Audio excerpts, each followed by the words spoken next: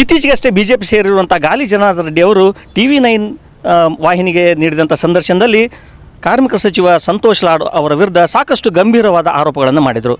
ಈ ಬಗ್ಗೆ ಸ್ವತಃ ಅವರು ಏನು ಹೇಳ್ತಾರೆ ಸಂತೋಷ್ ಲಾಡ್ ಅವರನ್ನೇ ಮಾತಾಡ್ಸೋಣ ಬನ್ನಿ.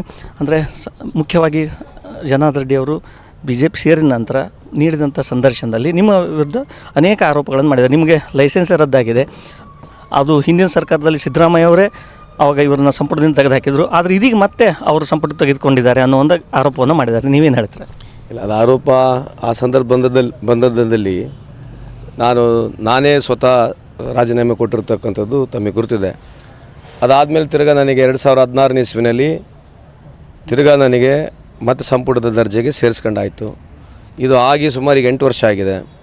ಈಗ ಮತ್ತು ಜನಾರ್ದನ ರೆಡ್ಡಿ ಅವರು BJP ಸೇರಿದ್ದಾರೆ, ಮತ್ತೇನು ಹೇಳಲೇಬೇಕಲ್ಲ, ನಮ್ಮ ಮೇಲೆ ಆರೋಪ ಮಾಡಬೇಕಲ್ಲ, ಮಾಡ್ತಾರೆ. ಅಂದರೆ UPA ಗೌರ್ಮೆಂಟಲ್ಲಿದ್ದಾಗ ನನ್ನನ್ನು ಎಷ್ಟೋ ವರ್ಷಗಟ್ಟಲೆ ಜೈಲಲ್ಲಿ ಇಟ್ಟರು, ಆದರೆ ನನ್ನ ಮೇಲೆ ಒಂದೂ ಕೂಡ ಸಾಬೀತಾಗಿಲ್ಲ ಆರೋಪ.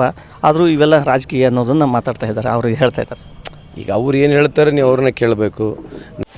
ಅಪೂರ್ವ ಜೇನು ಸಾಕಣೆ ಮಾಡಿ ವರ್ಷಕ್ಕೆ 5 ಕೋಟಿ ಗಳಿಸ್ತಿದ್ದಾರೆ. ನೀವು ಕೂಡ ಅವರಿಂದ ಕಲಿಬೇಕಾ? ಅವ್ರ ಜೊತೆ ವಿಡಿಯೋ ಕಾಲ್ನಲ್ಲಿ ಮಾತಾಡಬೇಕಾ? ಈಗಲೇ ಫ್ರೀಡಮ್ ಆ್ಯಪ್ ಡೌನ್ಲೋಡ್ ಮಾಡಿ.